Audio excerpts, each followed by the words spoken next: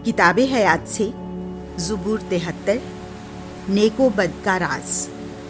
मज़मूर अज़ा साफ़। खुदा रास्त बाज़ों पर, खुदावंद पाक दिलों पर किस कदर मेहरबान है। पर मेरे पाँव का तो फिसलना करीब था, मेरे कदमों का लग़ज़िश खाना नज़दीक था, क्योंकि जब मैं ख़ताकारों की इक़बालमंदी को देखता था तो मुझे शरीरों पर रश्क आता था, इसलिए कि उन्हें कोई तकलीफ़ नहीं होती। वो तंदुरुस्त और जसीम होते हैं, वो बशरी मसाइब में नहीं पड़ते और ना आदमियों की तरह उन पर आफत आती है। इसलिए गुरूर उनकी गर्दन का तौक होता है और वो जुल्म से मुलब्बिस होते हैं। उनकी शरारत कसाफत से निकलती है, उनका बातिन तसव्वुरात से लबरेज होता है। वो ताना मारते और बदअंदेशी से बोलते हैं, वो ऊपर से जुल्म की धमकी देते हैं। वो अपने मुंह से आसमान पर चढ़ाई करते हैं और अपनी ज़ुबान से ज़मीन की सैर करते हैं। इसलिए मेरी कौम उनकी तरफ रुजू लाती है और वो जी भर कर पानी पीते हैं और कहते हैं कि खुदा को कैसे मालूम है और क्या हक ताला को कुछ इल्म है। देखो, शरीर वैसे ही हैं और वो सदा मुतमईन होकर दौलत बढ़ाते हैं। तो क्या मैं बेफ़ायदा अपना दिल साफ़ रखता रहा और पाकीज़गी में अपने हाथ धोता रहा, क्योंकि मैं हर वक्त कोड़ा बल्कि रोज़ बरोज़ ताज़ियाना खाता हूँ।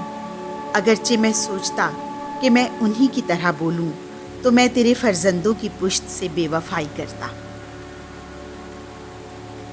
मैं तो गौर करता रहा कि इस बात को समझ लूँ, मगर ये मुझे दुश्वार मालूम हुआ जब तक कि मैंने खुदा के मक़दस में दाखिल होकर उनका अंजाम ना सोच लिया।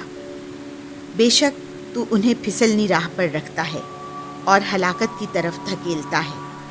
वो कैसे एक लहज़ा में उजड़ गए हैं, वो नेस्त बल्कि दहशतों में नाबूद हो गए हैं। ए खुदावंद, जाग उठने वाले ख्वाब की तरह उठकर तू उनकी सूरत वहमिया को नाचीज़ जानेगा। जब मेरा दिल नागवार होता था और मेरा जिगर छिद जाता था, तब मैं जाहिल था और मुझे कुछ समझ नहीं थी। मैं तेरे सामने जानवर की मानिंद था, पर मैं हर वक्त तेरे साथ रहूँगा।